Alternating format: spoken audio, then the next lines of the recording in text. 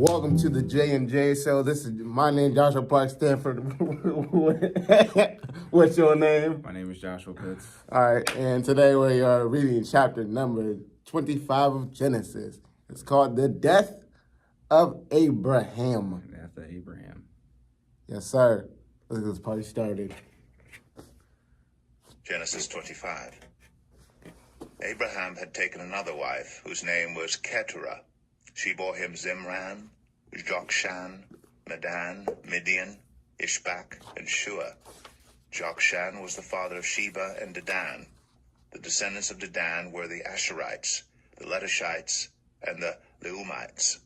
The sons of Midian were Ephah, Epher, Hanok, Abida, and Eldaah. All these were descendants of Keturah. Abraham left everything he owned to Isaac, but while he was still living, he gave gifts to the sons of his concubines and sent them away from his son Isaac to the land of the east. Abraham lived 175 years. Then Abraham breathed his last and died at a good old age, an old man and full of years, and he was gathered to his people. His sons Isaac and Ishmael buried him in the cave of Machpelah near Mamre, in the field of Ephron, son of Zoar the Hittite, the field Abraham had bought from the Hittites. There Abraham was buried with his wife Sarah. After Abraham's death, God blessed his son Isaac, who then lived near Beer Lahai Roi. This is the account of the family line of Abraham's son Ishmael, whom Sarah's slave Hagar the Egyptian bore to Abraham. These are the names of the sons of Ishmael, listed in the order of their birth: Nebaioth, the firstborn of Ishmael, Kedar, Adbeel, Mibsam, Mishma, Dumah, Massa, Hadad, Tema, Jetur, Naphish, and Kedemah. These were the sons of Ishmael, and these are the names of the 12 tribal rulers according to their settlement and camps. Ishmael lived 137 years. He breathed his last and died, and he was gathered to his people. His descendants settled in the area from Havilah to Shur, near the eastern border of Egypt as you go toward Ashur, and they lived in hostility toward all the tribes related to them. This is the account of the family line of Abraham's son Isaac. Abraham became the father of Isaac, and Isaac was 40 years old when he married Rebekah, daughter of Bethuel, the Aramean from Padam Aram, and sister of Laban the Aramean. Isaac prayed to the Lord on behalf of his wife because she was childless. The Lord answered his prayer, and his wife Rebekah became pregnant. The babies jostled each other within her, and she said, "Why is this happening to me?" So she went to inquire of the Lord.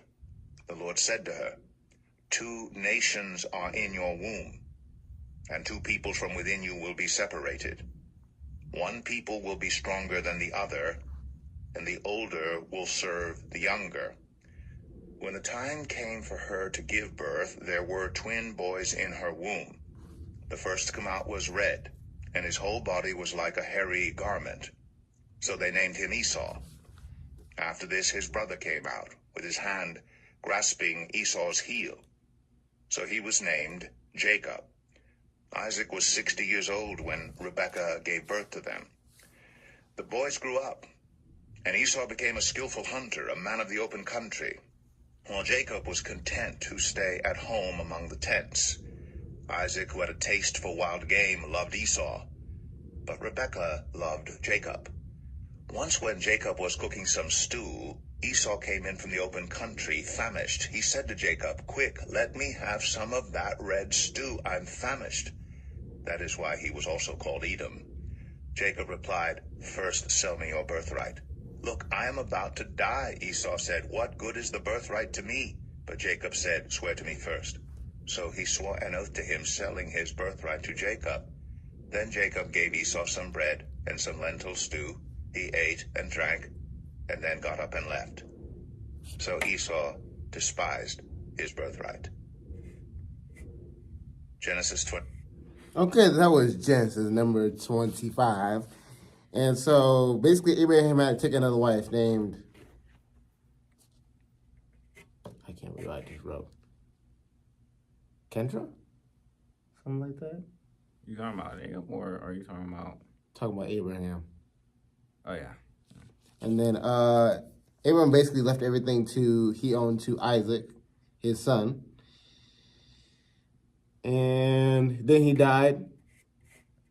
The Ishmael was born. And I talked about his lineage and his descendants.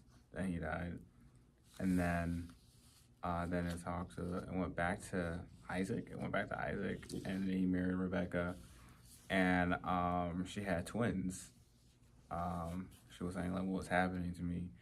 And she had twins, and Esau and Jacob, and seems it seems like it's going to be the story of like Jacob and Esau, and Esau was really hungry from doing stuff outside all day, very famished, very hungry, and then Jacob was like, "Sell me your birthright."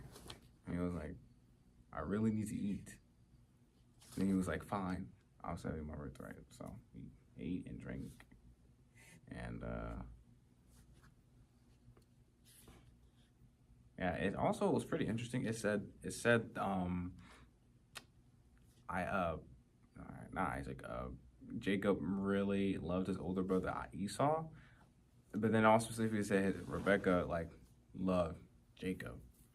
I don't know if that, maybe we'll find out in the next chapter if that means like love a little bit more, or like more like fond of Jacob more since he was like back at home or something like that. So who knows? Into the next chapter. Yep. Let's see. What I got written down here. All right, so since I think this is the end of Abraham's story, because the next story is not his story anymore. So what are some takeaways that you take away from the entire story of Abraham? The entire story of Abraham is really like being like really, really patient. Very, really patient, waiting on the Lord, because he really wanted a child, and or him and Sarah really wanted a child, and they were Sarah was really like was really impatient out of the two. So she was really impatient, and she told Abraham to go sleep with Ishmael, and and then what was craziest thing is that she was mad at Abraham that she was a slave, and it's really just really like a story of like extreme patience. That's what I got of it. Extreme like real patience, waiting on the Lord, knowing when it's time, moving when the Lord says to move. I really think that's a big one in that one. So that's what I got. Yeah.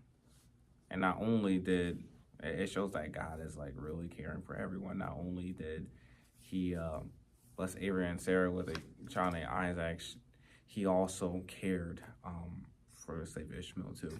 Yeah. Also cared for her too. So that was really showed the love of God. So.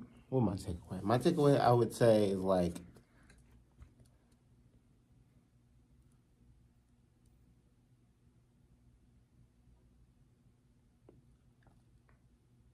you piece of still what I was about to say. I don't know what to say anymore. Did I really steal what you meant to say? Yeah, you really did. Now that look.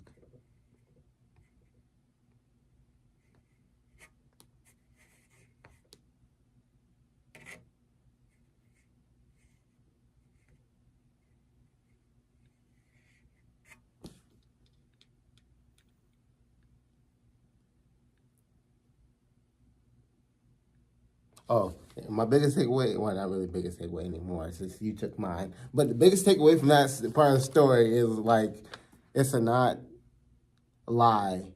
Like, a lie about you, like, not having a wife, like he did with the Pharaoh, talking about, that's not my wife. So the Pharaoh tried to take his wife and marry, or I think it was marry her. Yeah, marry her.